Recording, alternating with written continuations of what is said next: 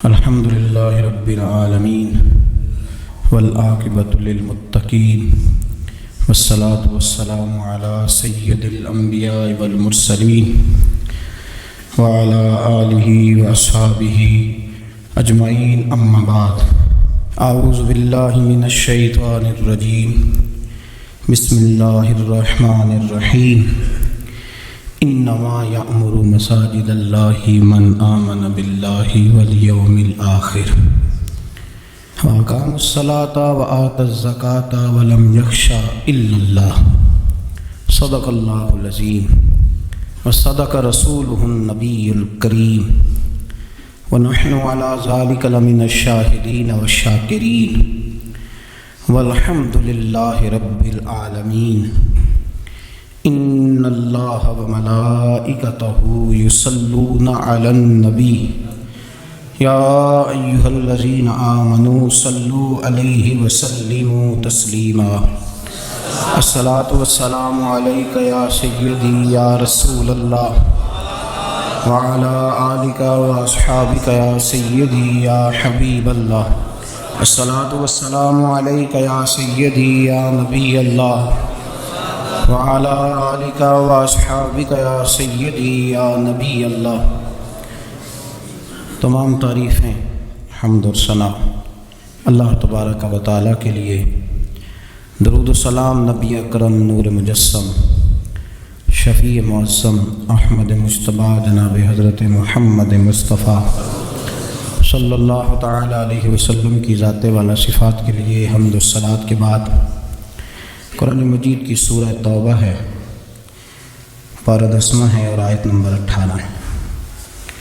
ارشاد فرمایا انما یأمر مساجد اللہ من آمن باللہ والیوم الآخر، فرمایا اللہ کی مسجدوں کو وہی لوگ آباد کرتے ہیں جو اللہ اور آخرت پر ایمان لاتے ہیں۔ پھر فرمایا وَأَقَامَ الصَّلَاةَ وَآتَ الزَّكَاةَ، جو نماز قائم کرتے ہیں اور زکوٰۃ ادا کرتے ہیں۔ وَلَمْ يَخْشَ إِلَّا اللَّهُ، اور سوائے اللہ کے کسی سے ڈرتے نہیں۔ یہ لوگ اللہ کی مسجدوں کو آباد کرتے ہیں، نماز قائم کرنے والے، زکوٰۃ دینے والے، سوائے اللہ کے کسی کی رضا کو مقدم نہ کرنے والے، اور سب سے پہلے یہ کہ وہ اللہ اور آخرت پر جب ایمان مضبوط ہو جاتا ہے پھر مسجد کی طرف رجوع کرنا آسان ہو جاتا ہے۔ نبی کریم صلی اللہ تعالیٰ علیہ وسلم نے فرمایا ہے کہ اللہ تبارک و تعالیٰ نے مجھے جو فضیلتیں دی ہیں نا، ان میں سے ایک فضیلت یہ ہے کہ اللہ تعالیٰ نے میرے لیے ساری زمین کو مسجد بنا دی ہے۔ اس کا معنی یہ ہے کہ جہاں بھی نماز ادا کرو گے تمہاری نماز ہو جائے گی، لیکن وہ خاص حصہ،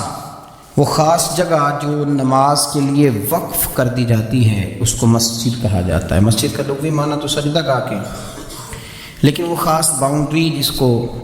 مختص کر دیا جاتا ہے کہ یہاں نماز پڑھی جائے گی، اس کا نام مسجد ہے۔ مسجد سے پیار کرنا، مسجد کے ساتھ دلچسپی لینا، مسجد کے ساتھ دل لگانا، مسجد کی تزئین و آرائش میں، خدمت میں اپنے آپ کو شامل رکھنا، اور سب سے بڑھ کے یہ کہ مسجد کے ساتھ اپنے دل کو جوڑ کے رکھنا، یہ اہل ایمان کی علامت ہے۔ مسلمان کا روحانی رشتہ اللہ اور اس کے رسول صلی اللہ علیہ وسلم کے ساتھ ہے۔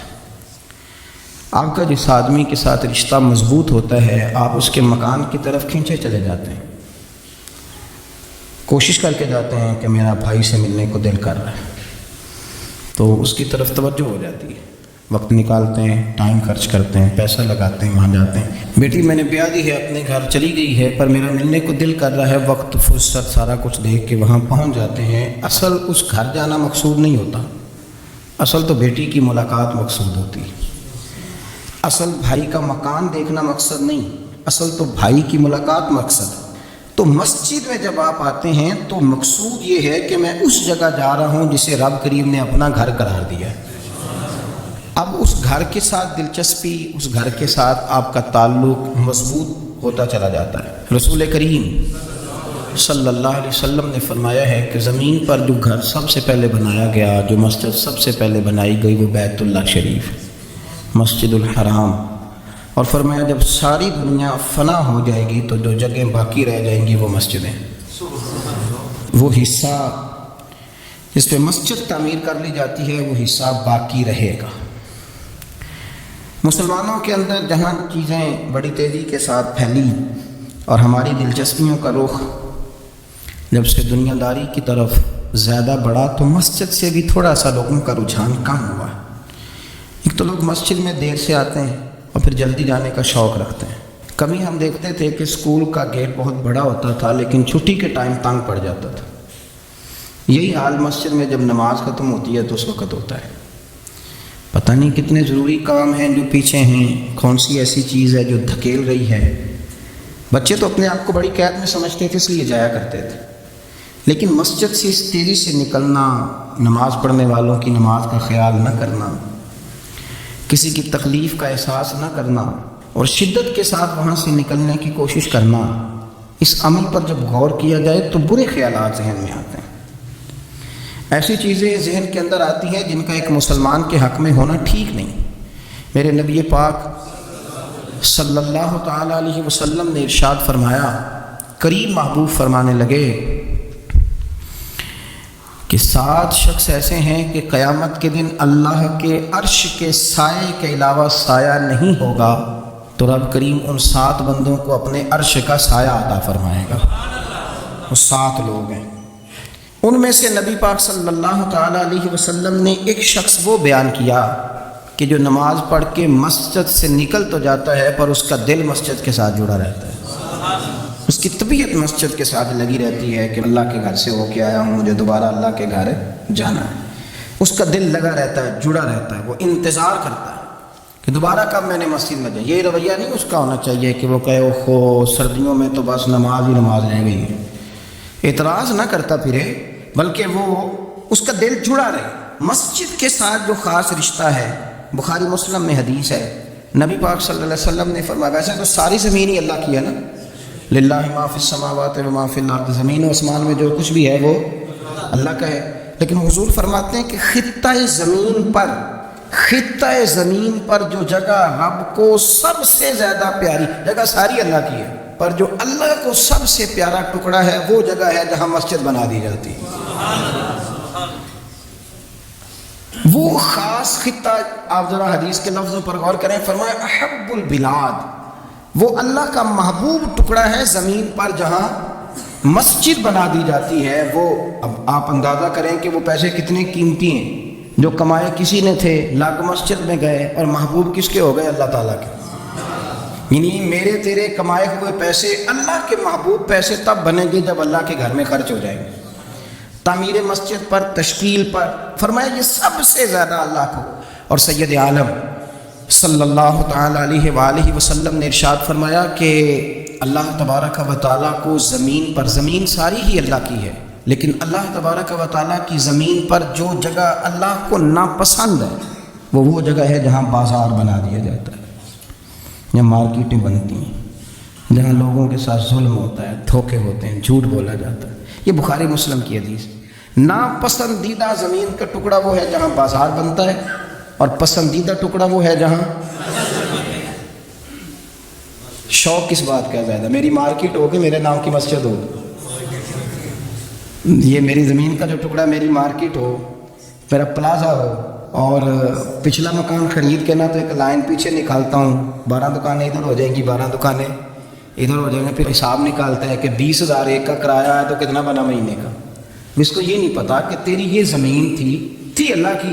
اب تو نے اس کا وہ حشر کیا ہے کہ یہ ناپسندیدہ ترین ہو گئی، ناپسندیدہ ترین۔ اور اگر تیری ہی زمین ہو، اپنی خوش قسمتی تو دیکھیں کہ میری زمین، میرے پیسے، اور جب میں نے مسجد بنا دی تو وہ پیسے رب کے پیارے ہو گئے، وہ زمین اللہ کی محبوب ہو گئی، وہ پیسے پیارے ہو گئے، وہ محبوب ہو گئے۔ لیکن بڑا ہی مشکل کام ہے، مسجدوں میں اعلان ہوتا ہے کہ بل آ گیا ہے، کوئی مہربانی کرو، اور پھر پکے سچے حاجی، نمازی، نیک صالح پرہیزگار بندے بڑی مشکل سے جیب میں ہاتھ ڈالتے ہیں، اور جو باہر آتا ہے اس میں پورا 100 روپیہ نکل آتا ہے، پورا ہی 100، یعنی کہ، اور گننے میں آپ کو پتہ ہے ایک روپیہ کر کے گنے تو 5-7 منٹ تو 100 گننے میں لگ ہی جاتے ہیں، پھر وہ گننا پڑتا ہے۔ اور مسجد کی ٹوپیوں میں سے، مسجد کے گلوں میں سے اکثر وہ نوٹ نکلتے ہیں جو دکاندار لیتا ہی نہیں، وہ کہتے ہیں اللہ کو دے آتے ہیں جا کے۔ دیکھیں اپنا رویہ اس لحاظ سے درست کریں،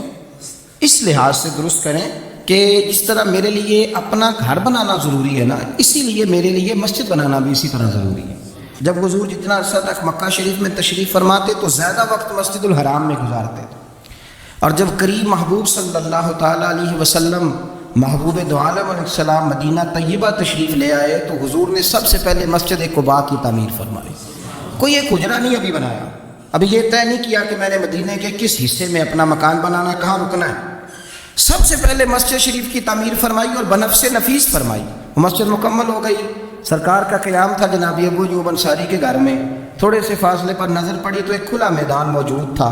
2 یتیم بچوں کی زمین تھی۔ فرمایا یہ زمین مجھے دے دو، اس میں میں مسجد بناؤں گا۔ ان 2 یتیم بچوں نے عرض کی یا رسول اللہ صلی اللہ علیہ وسلم آپ رکھ لیں، مسجد بنا لیں۔ فرمایا یوں نہیں بھائی، پیسے دیں گے۔ اسلام یہ نہیں کرتا کہ بندے کی حیثیت سے زیادہ اس پر بوجھ ڈال دیا جائے۔ وہ یتیم بچے ہیں، ابھی ان کے پاس کوئی ایسے ذرائع نہیں ہے مال کمانے کے، تو فرمایا تمہیں پیسے ملے۔ اور حضرت ابوبکر صدیق رضی اللہ تعالیٰ عنہ اور حضرت عثمان غنی جیسے مالداروں کے ذمہ لگایا گیا کہ انہیں رقم ادا کی جائے۔ وہ پیسے ان بچوں کو دیے، یہاں مسجد کی تعمیر شروع کی۔ اب چونکہ مسجد قباء بھی سرکار نے بنائی تھی تو ایسا نہیں فرمایا کہ اس کو چھوڑ دیا جائے، بلکہ صحیح حدیث کے لفظ ہیں کہ نبی کریم علیہ السلام ہر ہفتے یا گھوڑے پر بیٹھتے یا اونٹنی پر بیٹھتے یا پیدل سفر کرتے، اور ہر ہفتے فجر کی نماز پڑھ کے مسجد قباء تشریف لے جاتے۔ اس مسجد کی آباد کاری میں حضور دلچسپی لیتے، شوق تھا سرکار کو، اس کو آباد کرنے میں دلچسپی لیتے۔ اور پھر میرے محبوب کریم علیہ السلام نے اس مسجد کی آباد کرنے میں ایک اور فضیلت بیان کی۔ فرمایا جو بندہ گھر سے وضو کرے اور میری مسجد قباء میں آ کے 2 رکعت نفل پڑھے، اللہ کے رسول کا وعدہ ہے اللہ اسے پورے عمرے کا ثواب عطا فرمائے گا۔ آپ دیکھ لیں مدینہ شریف میں جس طرح مسجد نبوی شریف ہر وقت کھلی رہتی ہے، مسجد قباء بھی ہر وقت کھلی رہتی ہے، ہر وقت وہ مسجد موجود ہے۔ دن کو جائیں رات کو جائیں، آپ کو وہاں نماز پڑھنے کی مواقع میسر ہیں۔ گویا حضور نے بنائی بھی ہے اور میرے نبی نے بسائی بھی ہے، اور وہ پوری طرح بسی ہوئی ہے، وہاں لوگوں کا آنا جانا ہے، وہاں ہر قسم کی خوشبری۔ یہاں حضور نے مسجد کی بنیاد رکھی، حجرہ کوئی نہیں ابھی بنایا، کسی زوجہ کے لیے رہنے کو کوئی جگہ نہیں بنائی۔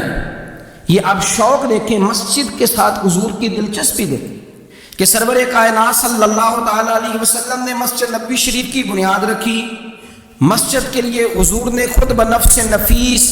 تعمیر میں حصہ لیا، حضور پتھر اٹھا کے لاتے، مسجد کی تعمیر میں کام کرتے۔ حضرت سیدنا ابو ہریرہ رضی اللہ تعالیٰ عنہ فرماتے ہیں ہم ایک اینٹ اٹھا کے لاتے تھے تو حضرت عمار بن یاسر رضی اللہ تعالیٰ عنہ 2 اینٹیں اٹھاتے تھے، تو جب وہ اینٹیں اٹھا کے لا رہے تھے تو ان کے کپڑوں کو کچھ مٹی لگ گئی۔ تو جس طرح انسان کسی بچے کو شاباش نہیں دیتا اور کبھی کسی بچے کو مٹی لگ جائے تو اس کے کپڑے نہیں جھاڑتا، سرور کائنات صلی اللہ تعالیٰ علیہ وآلہ وسلم نے جب دیکھا، یہ بخاری کے لفظ ہیں، سید عالم علیہ السلام نے جب دیکھا کہ حضرت عمار بن یاسر کے کپڑوں کو مٹی لگ گئی ہے تو حضور صلی اللہ علیہ وسلم قریب گئے، اور صحابہ فرماتے قربان جائے حضور نے اپنے دست مبارک سے ان کے کپڑوں کی مٹی جھاڑنی شروع کر دی۔ گویا مسجد بنانے والے مزدور کے ساتھ نبی پاک علیہ السلام کی اتنی دلچسپی ہے، اگر اس کے کپڑوں کو مٹی لگ جائے تو حضور اپنے ید اللہ والے ہاتھوں سے وہ مٹی صاف فرماتے ہیں۔ ہمارے ہاں اول تو ہمارا مزاج نہیں مسجد کی طرف توجہ دینے کا۔ اگر کوئی 2-4 بندے مسجد کی کمیٹی میں کبھی زبردستی الجھ جائیں، ان کو الجھا ہی لیا جائے، تو سب سے پہلا فتویٰ یہ لگتا ہے کہ یہ بندہ خزانچی ہے، مسجد کو کھا گیا۔ سب سے پہلا فتویٰ اس کو یہ لگتا ہے، اور اکثر آپ ناراض نہ ہو، یہ باتیں وہ لوگ کرتے ہیں جو ایک دھیلا نہیں دیتے مسجد میں۔ ان کو بڑی فکر ہوتی ہے دوسروں کے پیسوں کی، ہاں جی، کہ اس نے پیسے دیے تھے تو یہ کھا گیا۔ مجھے بھی ایک دفعہ ایک جگہ میں گیا ہوا تھا تو ایک صاحب کہنے لگے جی اس مسجد میں بڑا فنڈ آیا پر فلانا بندہ کھا گیا۔ تو اس سے بھی تھوڑا سا وہ یہ ہوتا ہے کہ جب آپ کسی کے خلاف بات کرتے ہیں تو سامنے والا آپ کو اپنی ہمدردی دے کے تو 1-2 بات اور کرتا ہے۔ میں نے اس سے کہا کہ آپ نے کتنے پیسے دیے مسجد میں؟ کہنے لگا جی کچھ میں نے بھی دیے۔ میں کہا چل پہلے تیرے تے دعا مانو دے کولو آ چلیے۔ کہنے جی نہیں وہ تو میں دے چھڑے۔ تو میں کہا پھر جنہیں دیتے سنو نا بھی دے ہی چھڑے کہ تم صاحب لینا ہے کہ اللہ لینا ہے؟ اتنا زیادہ ٹینشن لینے کی کیا ضرورت ہے آپ کو؟ اس بندے نے بھی مرنا ہے، قبر میں جانا ہے۔ میں کیا بھائی تیرے تے دعائیے نہ پیسے جڑے تیرے کھا گیا تو تے وصول کرنا تو باقیوں کے دیکھے جائیں گے۔ آپ کو یہ توفیق نہیں ہے کہ آپ تھوڑا سا آگے بڑھیں، کام دیکھیں، اخراجات دیکھیں، معاملات دیکھیں کسی بھی مسجد کی۔ آپ تنقید کر رہے ہیں کمیٹی پہ مفت کی، اور اس کا نتیجہ کیا نکلتا ہے؟ مسجدوں میں جھگڑے ہوتے ہیں، فسادات ہوتے ہیں، دنگا ہوتا ہے۔ اور امام صاحب بیچارے، انہوں نے بھی تو پھر کو پارٹی رکھنی ہوتی ہے، جینا تو ہے نا دنیا میں، وہ بھی پھر کبھی کبھی دیکھ لیتے ہیں کہ پارٹی بھاری کیڑی ہے، تو اس کی طرف وہ توجہ کر لیتے ہیں، پھر وہ بھی ایک نیا دنگا شروع ہو جاتا ہے۔ کیونکہ مسجد میں امام اس نے رہنا ہے جس نے بندوں کو راضی رکھنا ہے، اس کی پابندی ہوتی ہے۔ ایک نے کہہ دیا تو کھل کے نماز پڑھا، سویرے ہی تو مزہ ہوتا ہے نماز پڑھنے کا، تو دوسرا کہتا ہے قاری صاحب آپ تو فارغ ہیں، ہم نے تو ڈیوٹی بھی کرنی۔ مسجد کی آباد کاری میں آپ حصہ لیں، چیزوں کو دھیڑنے میں آپ کردار نہیں ادا کریں، کیونکہ مسجد اللہ کی رضا کے لیے، اور میرے نبی پاک علیہ السلام نے فرمایا جس نے اللہ کی رضا کے لیے مسجد بنائی اس نے اپنے لیے جنت میں مکان تعمیر کرا لیا ہے۔ شرط یہ ہے کہ اللہ کی رضا کے لیے، پارٹی بازی کے طور پر مسجد نہ بنائے، رضا الہی کے لیے مسجد بنائے۔ اس نے اپنے لیے جنت میں مکان بنا لیا۔ مسجد کے ساتھ دلچسپی ہونی چاہیے، مسجد کی صفائی کریں، مسجد کے ساتھ آپ دیکھیں کہ کون سا بلب خراب ہے، اس بلب کو آپ چینج کر دیں۔ آ کے تنقید کر کے چلے جانا کہ فلانا بندہ فلانا کام نہیں کرتا، یہ تو بڑا آسان کام ہے، یہ تو آپ کسی سے بھی کرا لیں۔ یہ تو لیکچر ساری دنیا دیتی ہے کہ فلانا غلط ہے، فلانا غلط ہے۔ چیزوں کو غلط کہنا، بندوں کو غلط کہنا یہ آسان ہے، لیکن غلط چیزوں کو ٹھیک کر لینا یہ مشکل کام ہے۔ یہ والا میرے بھائی فریضہ سر انجام دیں، کوشش کریں کہ مسجد کے آپ قریب آئے۔ حضرت تمیم داری رضی اللہ تعالیٰ عنہ میرے نبی کریم کے صحابی ہیں، انہوں نے سب سے پہلے مسجد میں آ کے چراغ جلایا تھا۔ اتنے راضی ہوئے میرے نبی پاک، اتنے راضی ہوئے، فرمایا تمیم تو نے مسجد میں چراغ نہیں جلایا، تو نے تو اپنی قبر روشن کر لی ہے، اور فرمایا تم نے تو مکمل نور حاصل کر لیا ہے، مکمل۔ اور خاص حضور نے ڈیوٹی لگائی سیدنا بلال حبشی کی، وہ مسجد کا خیال کرتے، مسجد پہ توجہ دیتے، مسجد نبی میں کون سی چیز کہاں کس انداز میں کرنی ہے، حضرت بلال وہ خدمت سر انجام دیتے۔ نبی پاک علیہ السلام مسجد کے لیے مختلف اوقات میں مختلف احکام جاری کرتے۔ پہلے سرکار دو عالم صلی اللہ علیہ وسلم نے ایک دروازہ مخصوص کر دیا تھا، فرمایا بھئی ایک فیصلہ میرا یہ ہے کہ اس گیٹ سے صرف عورتیں آئیں گی، مرد نہ داخل ہوں۔ حضور نے وقف کر دیا عورتوں کے۔ پھر ایک وقت ایسا آیا کہ نبی پاک صلی اللہ علیہ وسلم کے بہت سارے صحابہ نے، جن کے گھر مسجد کے بالکل ساتھ ساتھ تھے، انہوں نے مسجد کے اندر دروازے کھول لیے تھے، مسجد میں آیا کرتے تھے۔ اللہ کے رسول صلی اللہ علیہ وسلم نے فرمایا بھئی اب جماعت کا وقت ہوتا ہے اور بالکل دروازہ مسجد کے اندر تم نے کھولا ہوا ہے تو کچھ چیزوں میں مشکل پیدا ہوتی ہے، لہذا سارے دروازے بند کر دو، ایک دروازہ کھلا رہے، اور وہ ہے جناب ابو بکر صدیق کا۔ وہ آج بھی کھلا ہے مسجد نبی، اس کو وہ دروازے کو بند نہیں کرتے، کبھی ضرورت ہو تو وہ آگے کوئی کنات لگا دیتے ہیں، دروازہ وہ ہمیشہ کھلا رہتا ہے، اس لیے کہ اس کو میرے نبی پاک نے کھولا ہے، وہ دروازہ کھلا رہتا ہے۔ حضور نے مختلف اوقات میں مسجد کی تزئین و آرائش میں، اس کی وسعت میں دلچسپی کا اظہار کیا۔ حضرت بلال جھاڑو دیتے، آنے والے لوگوں کا خیال کرتے، مجھے کہہ لینے دیں، اس کو سیاسی نہ رہنا سمجھے، مجھے کہنے دیں، اور میں بہت ساری احادیث اور بہت ساری سیرت کی کتابوں کا نچوڑ ایک جملے میں بیان کرتا ہوں۔ مسجد نبوی ایک پارلیمنٹ ہاؤس کا درجہ رکھتی تھی، اسی میں سارے فیصلے ہوتے تھے، اسی کے اندر کافروں کے ساتھ جو معاملات تھے وہ طے ہوتے تھے، اسی میں ہر چیز سیٹ ہوتی تھی۔ مسجد کے اندر ہماری سیاست ناپاک اس لیے ہوئی ہے کہ ہم نے مسجد سے باہر نکال دی۔ جب تک یہ مسجد کے اندر تھی، وضو کر کے لوگ بیٹھتے تھے، قرآن پاک کی آیات بیان کر کے اپنا موقف بیان کرتے، بڑا صاف ستھرا نظام چلتا تھا۔ امیر المومنین کا پارلیمنٹ ہاؤس مسجد ہوتی، وہ مسجد میں بیٹھ کے سارے کام کرتے تھے، اور مسجد کے پاکیزہ ماحول کے اندر سارے کام مکمل کیے جاتے تھے۔ حضرت سیدنا بلال حبشی کی ڈیوٹی تھی، جن لوگوں نے مسجدیں بنائی ہوتی ہیں ان کو مسجدوں سے پیار بھی بڑا ہی ہوتا ہے، اور میں اکثر آئمہ مساجد کو میں نے دیکھا ہے، امام صاحب نہ بیچارے، پہلے انہوں نے بندہ تلاش کرنا ہوتا ہے جو ان کی جگہ پہ نماز پڑھائے، پھر انہوں نے کہیں جانے کا وعدہ کرنا ہوتا ہے، پھر وہ 15 فون کرتے ہیں فلانے کے پاس چابیاں وہ لے کے جماعت کرا دینا، بڑا پیار کرتے ہیں مسجد سے، بڑا، لیکن اس بیچارے کا ایک قدم بھی مسجد میں پکا نہیں ہوتا۔ سارے نمازی غلطی کر لیں، بھول جائیں تو بچ جاتے ہیں، ان کو کوئی مسجد سے نہیں نکالتا، لیکن امام کبھی کسی موقع پر کسی بھی جگہ وہ 2-4 جگہ پہ چھٹی کر لے، کوئی غلطی کر لے تو فارغ ہو جاتا ہے۔ حالانکہ سب سے زیادہ دلچسپی اس کی ہوتی ہے مسجد کے ساتھ۔ ہم مسجد کی آباد کاری میں جب ذوق پیدا کریں گے، نبی پاک صلی اللہ علیہ وسلم جب سفر پہ جاتے تھے تو سب سے آخر میں مسجد نبوی شریف میں آتے، نماز پڑھتے، اور جب سفر سے واپس آتے تو سب سے پہلے مسجد میں آتے، نماز ادا کرتے۔ حضرت بلال حبشی مسجد کی خدمت کرتے تھے، پھر حضور کے وصال کے بعد وہ ملک شام تشریف لے گئے، وہاں انہوں نے وقت گزارا۔ حضرت عمر فاروق رضی اللہ تعالیٰ عنہ جب ملک شام کے دورے پر تشریف لے گئے اپنے دور خلافت میں، تو کہتے ہیں میں جناب بلال حبشی سے ملنے گیا، تو کہتے ہیں حضرت بلال نے سب سے پہلے مجھ سے پوچھا کہ بتاؤ میرے نبی پاک کی مسجد کا کیا حال ہے، وہ فلاں کونے کی کیا پوزیشن ہے، فلاں جگہ اب کیا حالات، وہ فلاں جگہ سیدہ عائشہ کے حجرے کے پاس فلانا کام ہونے والا تھا، اس کی کیا پوزیشن ہے، ایک ایک چیز کے بارے میں پوچھا۔ کیا خوبصورت فرمان ہے حضرت عبداللہ ابن مسعود کا، آپ فرمایا کرتے اللہ کا کوئی بندہ جب مسجد میں کسی مخصوص جگہ نماز پڑھتا ہے نا، تو جب وہ کچھ دن نہیں آتا تو مسجد اس کا انتظار کرتی ہے، مسجد اسے ڈھونڈتی ہے، مسجد پوچھتی ہے وہ کدھر گیا، قربان جاؤں۔ فرمایا اگر وہ بندہ انتقال کر جائے، وہ دنیا چھوڑ جائے، تو مسجد کی وہ صف روتی ہے، وہ اسے ڈھونڈتی ہے، وہ اس کو تلاش کرتی ہے، وہ اس کے لیے آنسو بہاتی، اللہ کے حضور التجا کرتی ہے کہ یا اللہ وہ یہاں رہا کرتا تھا، وہ یہاں نماز پڑھتا تھا، وہ یہاں آیا کرتا تھا، مسجد اس کے لیے روتی ہے۔ اللہ کرے آپ سمجھیں میری بات، کسی کو بیٹے رو رہے ہیں، کسی کو بیٹیاں رو رہی ہیں، کسی کو وہ لوگ رو رہے ہیں جن کی ضرورتیں پوری کرتا تھا، اور یہ جو مسجد سے پیار کرنے والا تھا، مسجد کا نمازی، اس کے لیے مسجد کی صف، مسجد کا مصلی آنسو بہاتا ہے، اے مالک وہ کہاں گیا جو یہاں نماز پڑھتا تھا، مجھے بتلاؤ۔ جس کو مسجد یاد کر کے روئے گی، پھر اس کی قبر پہ اللہ کتنی رحمتوں کا نزول فرمائے، پھر اس کے اوپر کس قدر کرم کی برکھا برسے، اسے کس قدر نوازا جائے گا جس کے لیے مسجد روئے گی، مسجد کا یہ احساس ہوگا جس کے لیے۔ ایک صحابی نے عرض کیا تھا کہ یا رسول اللہ صلی اللہ علیہ وسلم میں نابینا ہوں،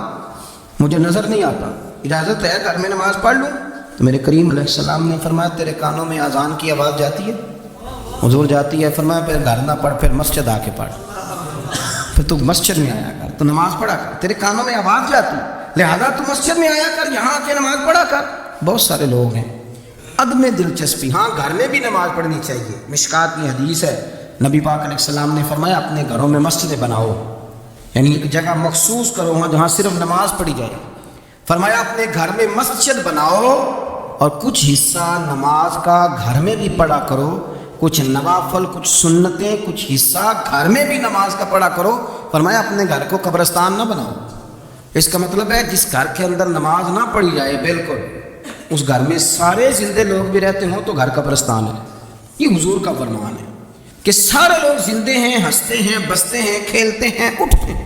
پر دو رکعتیں نماز نہیں پڑھی جاتی، وہ قبرستان ہے۔ حضور نے فرمایا قبرستان ہے، جتنی مرضی ٹائلیں لگی ہوئی ہوں، ہر کمرے میں اے سی ہو، بڑا شاندار باتھ روم ہو، ساری سہولتیں ہوں، اگر گھر والے گھر میں کچھ نماز نہیں پڑھتے، خواتین نہیں پڑھتی، مرد کچھ نفل نہیں پڑھتے، وہ قبرستان ہے۔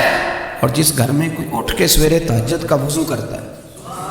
وہ مردوں کا گھر نہیں، وہ تو زندوں کا گھر ہے۔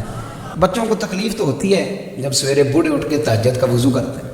کیونکہ ان کے سونے کا ٹائم ہی وہ ہوتا ہے جب بابے اٹھ جاتے ہیں، بابا جی سویرے اٹھ کے وضو کر رہے ہوتے ہیں تو بچہ تانگ ہوتا ہے، دیکھو جی مطلب چونکہ اس نے تو سونا ہی اس وقت ہے جب دنیا کے جاگنے کا وقت ہے، لیکن اس کو پتہ نہیں کہ تیرے گھر میں کوئی تہجد کا وضو کرتا ہے تو رب راضی کتنا ہوتا ہے۔ ہو سکتا ہے تیری بھی بڑی خطائیں اس کی وجہ سے معاف ہو جاتی ہیں، اس کا بوڑھا باپ، اس کا دادا، اس کا نانا سویرے اٹھ کے نماز پڑھنے لگا۔ ہم کیوں نہیں اس بات کو سمجھتے کہ مسجد کے ساتھ ہماری دلچسپی، اللہ کے گھر کے ساتھ ہمارا تعلق۔ میرے نبی کریم صلی اللہ تعالیٰ علیہ وسلم نے فرمایا میں نے جنت کے اندر دیکھا کہ کس عمل کا ثواب زیادہ ہے،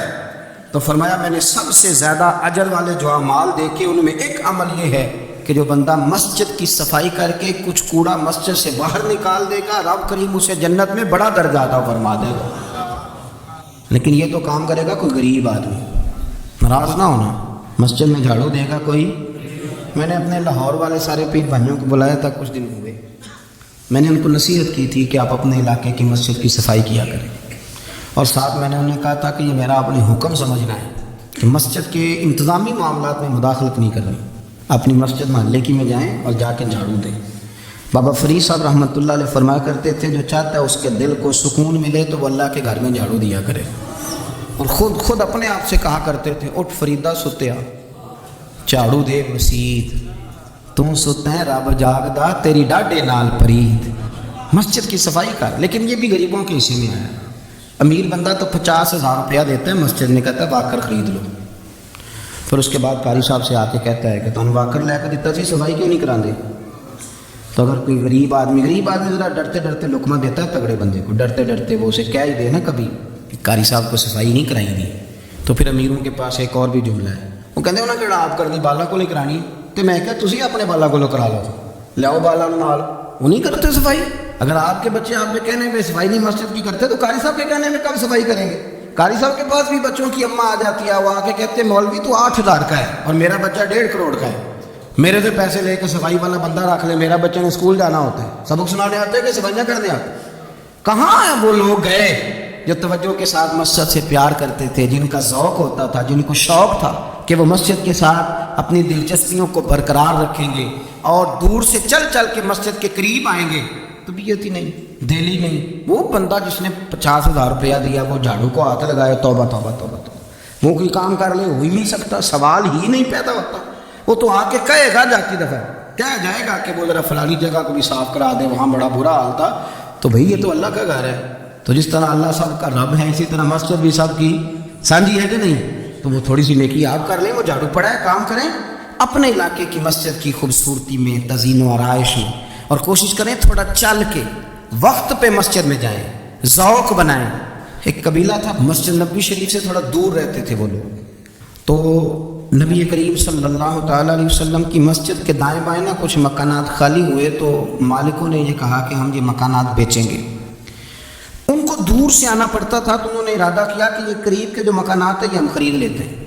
نبی کریم صلی اللہ تعالیٰ علیہ وسلم کو خبر ملی کہ بنو سلیم قبیلے کے وہ لوگ یہ مکان خرید رہے ہیں تاکہ ہمیں مسجد کا قرب نصیب ہو جائے، دور سے چل کے آنا پڑتا ہے، وہ قریب آ جائیں گے تو ذرا مسجد میں حاضری ہماری آسان ہو جائے گی۔ حضور نے انہیں بلا لیا، فرمایا تم مکان خریدو تمہاری مرضی، نہ خریدو تمہاری مرضی، پر ایک بات سن لو، تم جتنے قدم چل کے آتے ہو نا رب کے فرشتے تمہارے قدم لکھ لیتے ہیں، تمہارے قدم لکھے جاتے ہیں، تمہارے قدم 2 دفعہ حضور نے فرمایا، حدیث میں موجود ہے، 2 دفعہ تمہارے قدم لکھے جاتے ہیں۔ وہ لوگ بڑے مشتاق تھے اللہ کے بارگاہ سے اجر کی آنکھیں کھول، حضور فرشتے ہمارے قدم لکھتے ہیں، رب کو دکھاتے ہیں کتنے قدم چل، ہاں ہاں تمہارے قدم لکھے جاتے ہیں۔ کہا یا رسول اللہ ہم نے نہیں قریب آنا، ہم دور ہی ٹھیک ہے،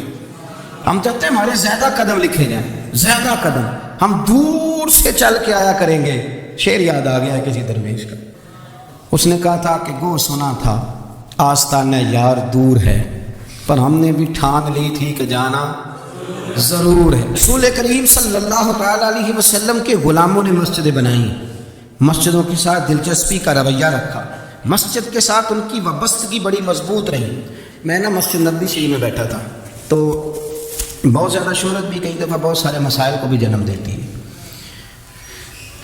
تو کچھ ایسی جگہیں ہوتی ہیں جہاں آپ کو خود ادب کے ساتھ جانا چاہیے، وہاں زیادہ جھمگٹے لوگوں کا آنا جانا، ہاتھ چموانا ویسے ہی تھوڑا ادب کے خلاف لگتا ہے، تو کوشش ہوتی ہے کہ ذرا وہاں کوشش کی جائے کہ ذرا چپکے سے کوئی کام ہو جائے، لیکن پیار کرنے والے تو پھر مل ہی جاتے ہیں نا ہر جگہ۔ مسجد نبوی شریف کی صفائی کرنے والے لوگ میرے پاس آ کے بیٹھ کے کہنے لگے آپ سے فوٹو کھنچا لیں، تو مجھے ایک شعر یاد آ گیا کسی درویش کا، اس نے کہا تھا طیبہ کے سارے خادم پہچانتے ہیں مجھ کو تو خبر نہیں تھی میں اس قدر بڑا ہوں۔ میں نے کہا جی کھنچوا لیں، تو ان میں ایک شخص بولا، کہنے لگا پیر صاحب آپ سے ایک بات کرنی ہے۔ میں نے کہا کریں۔ کہنے لگا میرا نا تنخواہ بڑی تھوڑی ہے، بلدیہ کا ملازم ہوں، تھوڑی سی تنخواہ ملتی ہے، تو میرا ارادہ تھا چھوڑ جاؤں، روز پروگرام کرتا تھا کہ پاکستان جا کے کوئی کام کر لوں گا۔ پھر میں نے آپ کی ایک تقریر سنی، میں نے کہا وہ کون سی؟ کہنے لگے آپ نے بتایا ہے کہ بخاری میں حدیث ہے ایک بی بی مسجد کی صفائی کرتی تھی، بیمار ہو گئی تو حضور تیمارداری کرنے جاتے تھے، اور جب اس کا رات کو انتقال ہوا صحابہ نے حضور کو تکلیف دینا بہتر نہ سمجھا، دفن کر دیا، تو نبی کریم نے سویرے فرمایا مجھے بتاؤ اس کی قبر کہاں ہے؟ حضور نبی پاک خود رسول کریم ساری امت گنبد خضرا پہ اور نبی پاک اس قبر پہ چلے گئے جو مسجد میں جھاڑو دیتی تھی، اس کی قبر پہ کھڑے ہو گئے اور فرمایا صفے بناؤ بھائی میں دوبارہ جنازہ پڑھوں گا۔ حضور نے جنازہ دوبارہ پڑھا، وارث نے جنازہ نہ پڑھا ہو تو دوبارہ پڑھانا جائز ہے، حضور تو وارث ہے نا ساری امت کے، دوبارہ جنازہ پڑھا۔ کہنے لگے وہ میں نے آپ کی زبان سے کہیں وہ روایت سن لی تھی، تو 3 بجے ہوئے تھے رات کے پاکستان میں، سارے سو رہے تھے، پر میں نے گھر فون کیا، میں نے کہا بھی تنخواہ جنی جی انہیں چی گزارا کرنا دے، میں تو بڑے کام لگا ہوں سرکار کی بارگاہ میں، یہاں مسجد کی صفائی کرتا ہوں، میری تو بڑی شان بنے گی اگر رسول کریم اس بی بی کی قبر پہ تشریف لا کے مہربانی کرتے ہیں، تو مجھے امید ہے میرے اوپر بھی رحم فرمائیں گے۔ تو تنخواہ تھوڑی صحیح پر نصیب تو بڑا اونچا ہے نا، تو میں کوشش کرتا ہوں کہ یہ تعریفیں چھپا کے رکھی جائیں، پر میں نے اسے کہا میں کہ تھوڑا اونچی بول اور ذرا گنبد شریف کی طرف منہ کر کر کے بات کر، تاکہ گواہی ہو جائے نا، گواہی ہو جائے۔ عرش پہ تازہ چھیڑ چھاڑ، فرش پہ طرفہ دھوم دھام، کان جدھر بھی لگائیے تیری ہی داستان، کان جدھر بھی لگائیے تیری ہی او یارو، بڑا خوش بخت نہیں وہ آدمی جس کو اللہ تبارک و تعالیٰ کے گھر کی حاضری کا یہ موقع نصیب ہو، وہ تھوڑا ذوق بنائے، وہ مسجد میں جائے، مسجد کے ساتھ پیار کرے، مسجد کے ساتھ اس کی دلچسپی ہو، مسجد میں وہ چراغ جلائے، مسجد میں وہ جھاڑو دے، وہ مسجد کی صفائی کا خیال کرے، وہ دیکھے کون سی چیز ہے مسجد کی جو صحیح ہونے والی ہے اس کا خیال، اور بڑا ہی خوش بخت ہے۔ آپ یقین کریں مجھے سب سے زیادہ اس بندے سے پیار ہے جس کو فکر رہتی ہے کہ ٹائم ہو گیا میں نے مسجد کھول لی۔ کچھ آئمہ مساجد، کچھ مؤذنین، کچھ جن کے پاس چابیاں ہوتی ہیں، میں نے دیکھا ہے بڑے وقت پہ جائیں گے، مسجد کھولیں گے، صفے بچھائیں گے، یہ بڑے خوش بخت لوگ، یہ میرے نبی پاک کے پیارے، یہ رسول اللہ صلی اللہ علیہ وسلم اپنے اپنے علاقے کی محلے کی مسجد سے پیار کریں، وہاں آپ ڈیوٹی کریں۔ ہمارا نا جو بندہ ڈیوٹی کرتا ہے وہ نہ کچھ سربراہی بھی لینا چاہتا ہے، بغیر سربراہی کے ڈیوٹی کریں۔ دیکھیں آپ وہاں کیا خدمت سر انجام دے سکتے ہیں، کس طرح کر کے آپ اپنا کردار، آپ کی طبیعت بڑی ٹھنڈی رہے گی۔ آپ اللہ کے گھر سے پیار کریں گے تو اللہ آپ کے گھر کو آباد کرے گا، آپ کو بڑی ساری برکتیں، بڑی ساری سعادتیں ملیں گی، بڑی ساری نعمتیں آپ کو میسر آئیں گی۔ ایک دفعہ میں یہاں نا نماز پڑھ کے نا تھوڑا تھوڑا، میں کبھی جب میں خود جماعت کرایا کرتا تھا شروع میں، تو میں یہاں تھوڑا سا گھومتا تھا کئی دفعہ باہر گلی میں، تو 15-20 دنوں کے بعد ایک بابا جی کبھی آتے تھے تو 10 روپے 15 روپے باہر گلے میں ڈال کے چلے جاتے تھے، تو میں نے ان کو میں جانتا نہیں تھا، 2-3 دفعہ نظر پڑی تو مجھے تھوڑا سا ذہن بنا کہ یہ بزرگ کون ہے۔ میں نے ایک دن ان سے کہا، میں نے کہا بزرگوں آپ اکثر آتے ہیں اور 10-15 روپے آپ گلے میں ڈالتے ہیں اور آپ چلے جاتے ہیں، پھر جدھر سے آپ آتے ہیں، یا تو نا بندہ رستے سے گزر رہا تھا تو جاتی دفعہ مسجد نظر آئی تو اس نے کچھ ڈال دیا تو واپس لوٹ جاتے ہیں۔ کہنے لگے مولوی صاحب میرا ایک ذہن ہے کہ ہر مسجد میں میرے نام کی ایک اینٹ لگ جائے، اور میرا ذہن ہے میں غریب سا بندہ ہوں، زیادہ پیسے میں دے نہیں سکتا، تو میں نے مسجد رکھی ہوئی ہیں، تو میں ہر مہینے ہر مسجد میں جتنی میں نے رکھ لی ہیں میں جاتا ہوں، تو اپنے حصے کی نا میں اس میں جو میرے سے ہو سکتا ہے میں چھوڑ۔ کتنا اچھا ذوق ہے، کتنی اچھی طبیعت ہے۔ کوئی ضروری ہے کہ آپ کے پاس 15 لاکھ روپیہ ہوا، آپ الگ سے ایک مسجد بنائیں، پھٹی لگوائیں تبھی کام چلے گا؟ ان بزرگوں کے 10 روپے سے شاید پوری اینٹ بھی نہ لگتی ہو، لیکن ایک دلچسپی کا اظہار تو ہوا نا، مسجد کے ساتھ وابستگی تو نظر آئی نا۔ تو آپ اپنے علاقے کی مسجد کے ساتھ پیار کریں، اس کا قرب اختیار کریں، اس کے قریب جائیں۔ اللہ ہمیں سمجھنے کی توفیق عطا فرمائے۔